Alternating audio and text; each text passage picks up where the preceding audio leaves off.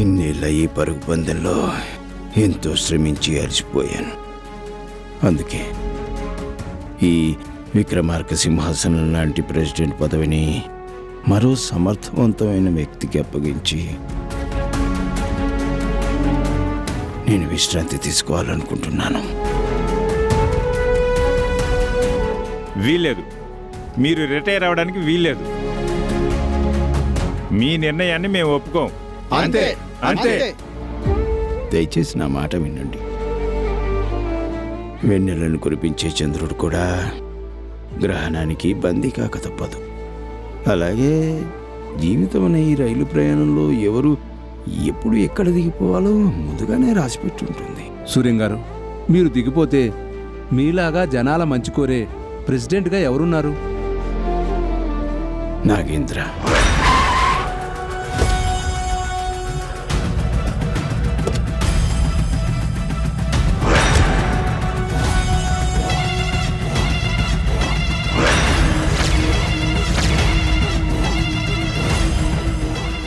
ఒకప్పటి రామాపురం ప్రెసిడెంట్.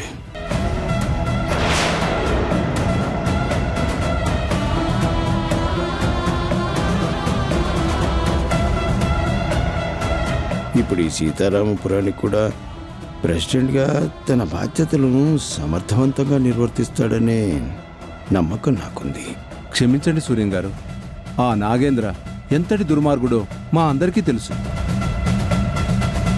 ఆ రామాపురానికి ప్రెసిడెంట్గా ఉన్నప్పుడు కావాలని తనే మన 2 ఊళ్ళ మధ్య కంచెను వేయించాడు. అలాంటి నీచుడికి మీరు అధికారాన్ని కట్టబెడతానంటారా? దయచేసి నేను చెప్పింది అర్థం చేసుకోండి. వీళ్ళతో నేను ఎలా చెప్పాలి? అక్కడ నా మనవరాలు సంతోషంగా ఉండాలి అంటే ఇక్కడ ఈ అధికార మార్పిడి జరిగే తీరాలి అని ఎలా చెప్పను? దయచేసి వినండి. మీకు నా మాట మీద ఏమాత్రం గౌరవం ఉన్నా నాకు అడ్డు చెప్పకండి. బంగారం నిగ్గు తేలాలి అంటే అది కొలిమిలో కాల్చే తీరాలి. ఏ మనిషి అయినా మంచివాడో చెడ్డవాడో తెలియాలంటే అతనికి అవకాశం ఇచ్చి తీరాల్సిందే. అది కూడా కొత్త ప్రెసిడెంట్ గారు రానే వచ్చారు. నమస్కారం సూర్యనారాయణ గారు. నమస్కారం అండి, కూర్చోండి.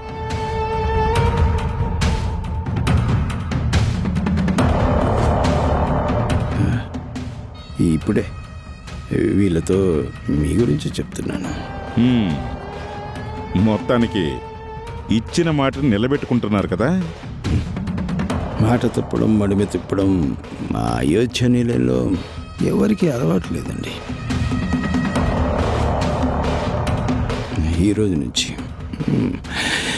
ఈ క్షణం నుంచి కొత్త ప్రెసిడెంట్గా ఈ ఊరి బాధ్యత అంతా మీదే.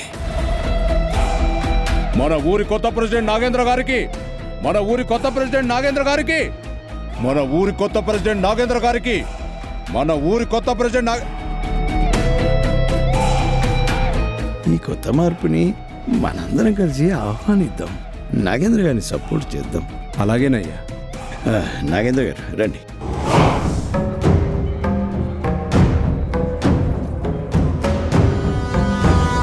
కూర్చోండి.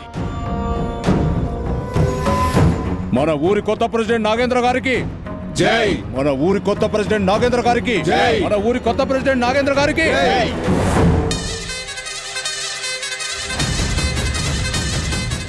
నాగేంద్ర గారు, నా మాటను నేను నిలబెట్టుకున్నాను. మీ మాటను కూడా మీరు నిలబెట్టుకోండి. తప్పకుండా సూర్యనారాయణ గారు. ఇక మీరు నిశ్చింతగా విశ్రాంతి తీసుకోండి. నా వాళ్ళని నేను కన్న బిడ్డల్లా చూసుకుంటాను. ఓకే? సత్యం వద ధర్మం చర.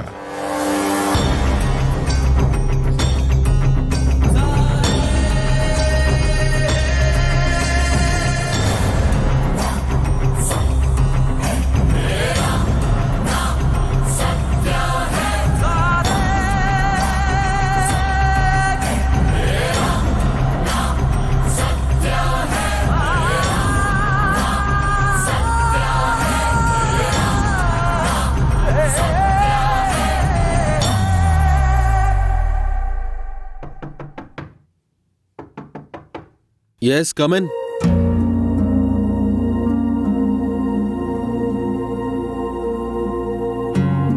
వదినా, నాతో ఏమైనా మాట్లాడాలా?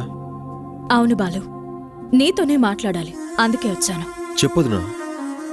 బాలు, నువ్వు చదువుకున్నవాడివి, మంచి మనసున్నవాడివి, చిన్నప్పటినుంచి నీ కుటుంబాన్ని ఎంతగానో అభిమానించేవాడివి. అందుకే నీ వదినగా నీ మేలు కోరి చెప్తున్నాను. భార్యాభర్తలు ఒకరి మాట ఒకరు వినాలి, ఒకరి మనసుని ఒకరు అర్థం చేసుకోవాలి, ఒకరినొకరు తప్పకుండా గౌరవించుకోవాలి.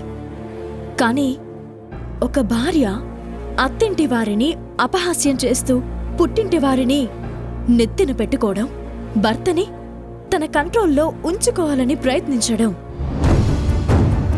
అత్తింటి వారందరినీ అనుమానంగా చూడటం, బంధాల కన్నా పంతాలు పట్టింపులే ఎక్కువ అన్నట్టు తను తప్పుదారిలో నడుస్తూ తన భర్తని కూడా తప్పుదారిలోనే నడిపించాలని అనుకోవడం కరెక్ట్ కాదు.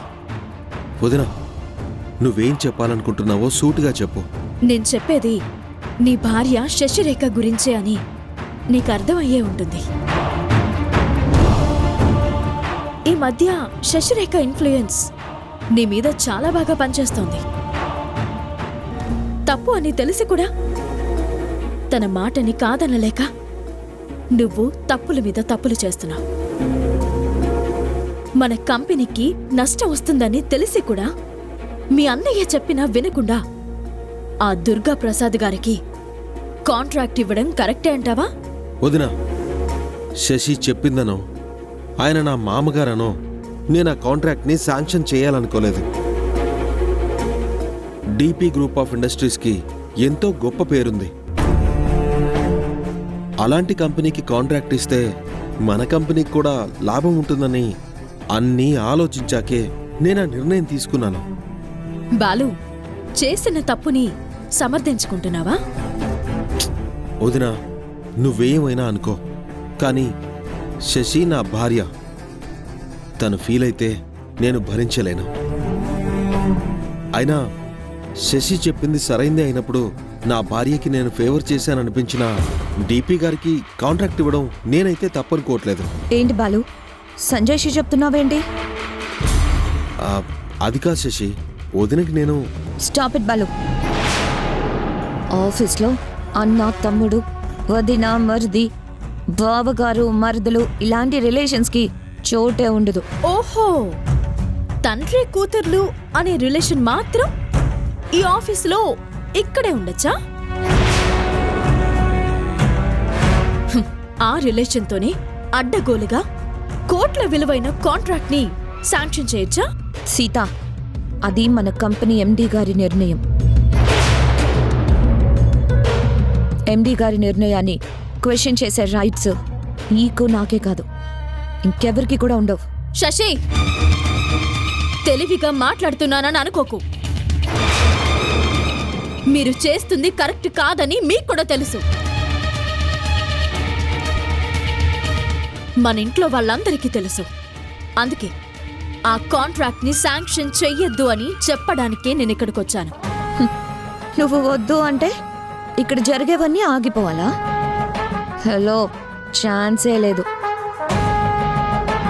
Already DP group of companies MD గారైన దుర్గా ప్రసాద్ గారికి కాంట్రాక్ట్ ఇవ్వాలి అని నేను, బాలు డిసైడ్ అయ్యాం. నువ్వే కాదు, ఆ నిర్ణయాన్ని ఎవ్వరూ మార్చలేరు.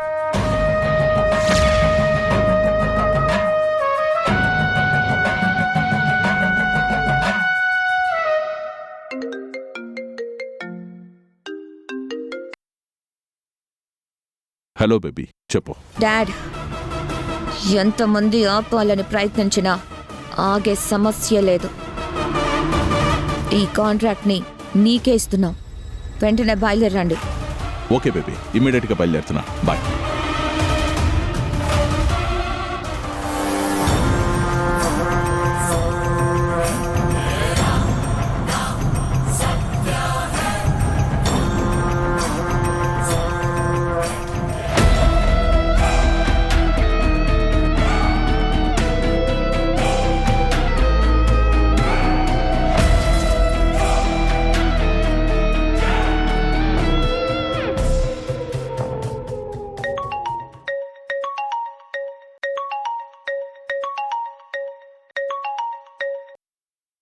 వదినా ఆదిత్య, నీతో ఒక ముఖ్యమైన విషయం చెప్పాలి. చెప్పొదినా. ఆదిత్య, నేనిప్పుడే ఆఫీస్కి వచ్చాను. మీ అన్నయ్య బాలుతో మాట్లాడాను.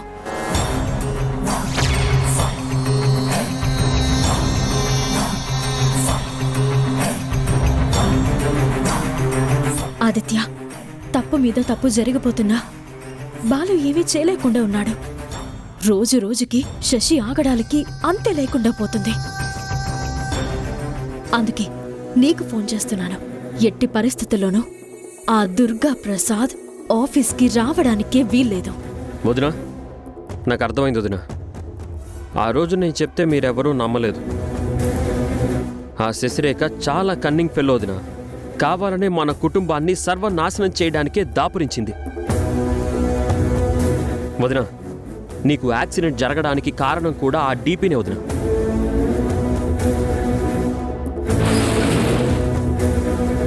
మన కంపెనీని దోచుకోవాలనుకుంటోంది కూడా ఆ డీపీనే.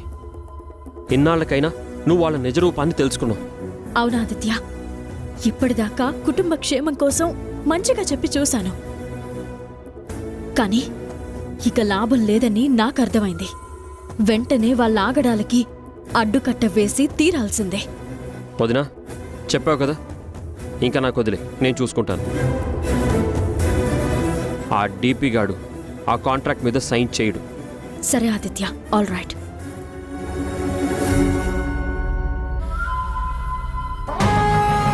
రే డీపీ, ఆ రోజు మా వదినకి యాక్సిడెంట్ చేసి తప్పించుకున్నావు కదూ, ఇప్పుడు నీకు కూడా నేను అదే గతి పట్టిస్తానురా.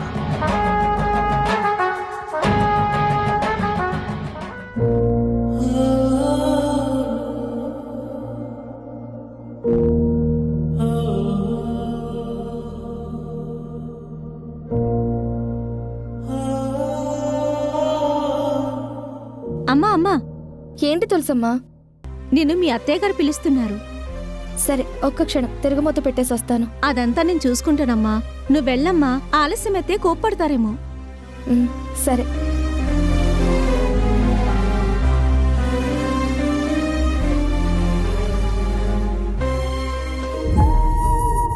అత్తయ్య పిలిచారంట. ఇవాళ్ల కాళ్ళు చేతులు తెగలాగేస్తున్నాయి. కొంచెంసేపు నా కాళ్ళు నొక్కు. ఏంటే చెవుడా నీకు? ఇలా వచ్చి నా కాళ్ళు పట్టు. దెయ్యం పట్టినట్టు ఏంటి ఆ చూపు? త్వరగా కాని.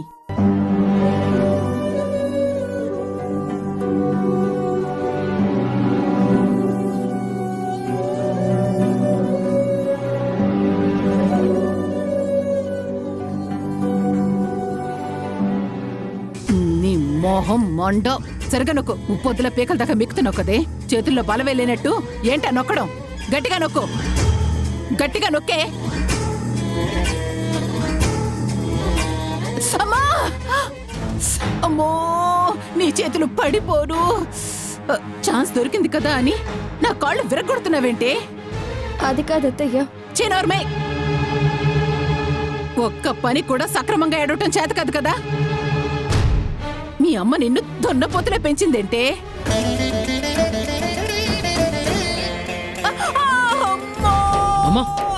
ఏమైంది?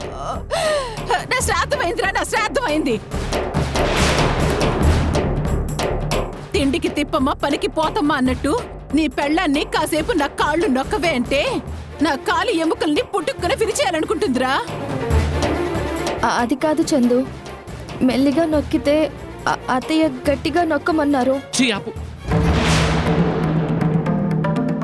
కాళ్ళు పిసకడం కూడా చేతగాని నువ్వేం ఆడదానివే?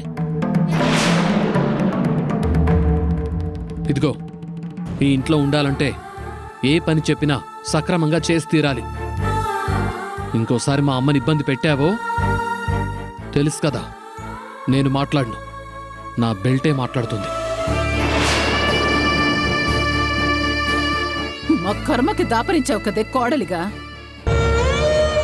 ఆయన నిన్ను కాదే మీ అమ్మననాలి. పెళ్లికి ముందే అన్నీ నేర్పించినందుకు. రోజు ఎన్నని చెప్పి చావును దేబీ మొహందానా. ముందా ఏడు పాపి కాళ్ళొక్కు. మాయిదారి సంతని మాయిదారి సంత గట్టిగా నొక్కే. ఉసి నీ మొహం మంట, నీ చేతిలో ముల్లేరగా అంత గట్టిగా నొక్కి చేస్తావేమే? ఇదిగో నాకు గాని తిక్క రేగిందంటే నీ వీపు విమానం మోగిపోతుందేమనుకున్నావో. నొక్కే మొహం పగల గొట్టాలి, ఏడుపు మొహం దానా. అమ్మా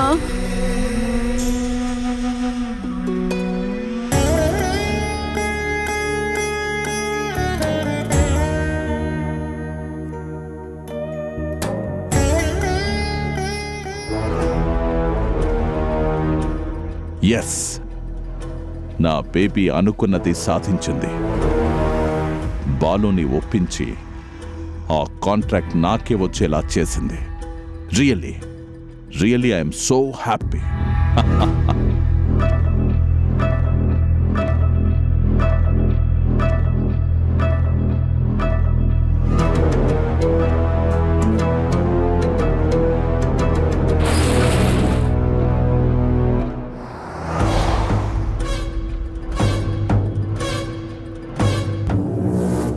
రే డీపీ, ఆ రోజు మా సీత వదినికి యాక్సిడెంట్ చేసే ముందు మొహం కనిపించకుండా మంకీ క్యాప్ పెట్టుకున్నావు కదూ. ఇప్పుడు నా వంతు టిట్ ఫర్ టాట్. ఆ రోజు నీ టాలెంట్ని నువ్వు చూపిస్తే ఈరోజు నా టాలెంట్ని నేను నీకు రుచి చూపిస్తాను రా.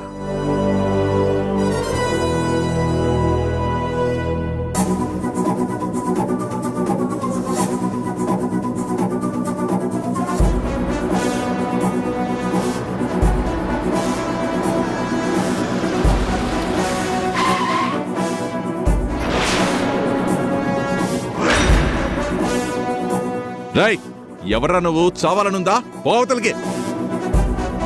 రై, ఎవరా నువ్వు? రై, తప్పుకో తప్పుకో.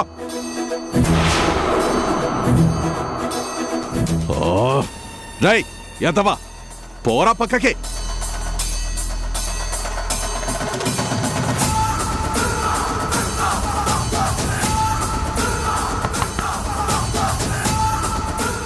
రై, ఎవడ్రా నువ్వు?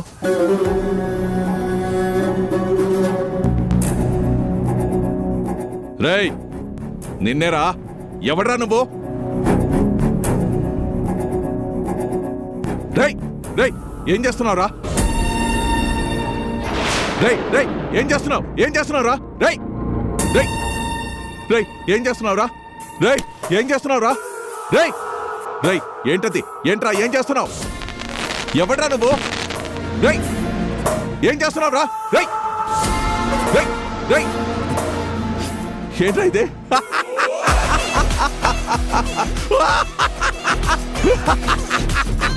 రేయ్, ఏంట్రా మొహం? ఏంట్రా? తీరా తీ. ఏంట్రా జోక్ లేకుండా నవ్వొచ్చేస్తుంది? అయ్య బాబాయ్, ఈ కామెడీ ఏంట్రా? నీ ఫేస్ నువ్వు పాడుగాను. తలుపు తీరా, తీరారా.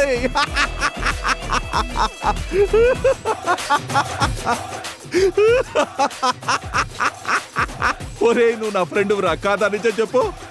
నీ కళ్ళు ఎక్కడో చూశాడ్రా. ఈ అందమైన కళ్ళు ఎక్కడో చూశాడ్రా. ఒరే, నీకు దండం పెడతాను రా, డోర్ తీరా.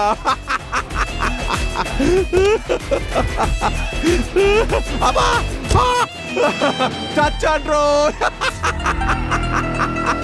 అబ్బా, భలే కొట్టావురా.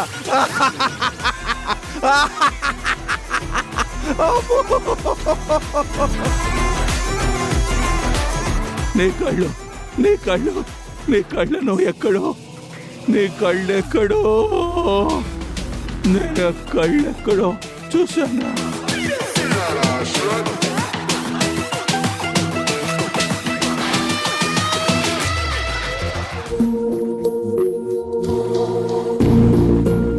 సీత, నేను ఆఫీస్కి రావద్దని చెప్పాను కదా, మళ్ళీ ఎందుకు వచ్చావు? ఏంటండి మీరు? నా వెనకే రావద్దు అంటే మాత్రం మీ నీడ మీ వెనకాల రాకుండా ఉంటుందా? నేను కూడా అంతే. బా సీత, అది వేరు ఇది వేరు. వేరు లేదు మొదలు లేదు, రెండూ ఒకటే. మొగుడు పెళ్ళాలు తోడు నీడలా ఉండాలని పెద్దవాళ్ళు చెప్పారు. నేను ఆ మాటనే వింటాను. Good morning sir. యా పిఏడి. ఆయన 2 days లీవ్ పెట్టారు సార్. మరి ఆ రూమ్లో ఎవరున్నారు? బాలుగారు ఉన్నారు సార్. నేను ఎంత చెప్పినా వినకుండా బాలుగారు ఆ కాంట్రాక్ట్ని వాళ్ళ మామగారికే కట్టబెట్టేటట్టున్నారు సార్. సరే నువ్వు వెళ్ళు. Okay sir. సీత, విన్నావు కదా, ఇక లాభం లేదు. ఈ రోజే తాడో పేడో నేను తేల్చుకుంటాను.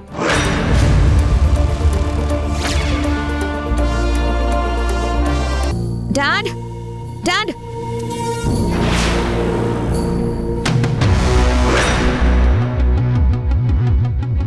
డాడ్ ఏమైంది? కాలుకి కట్టేంటి? ఏదైనా యాక్సిడెంట్ జరిగిందా? జరిగింది, కానీ యాక్సిడెంట్ కాదు, నా మీద అటాక్.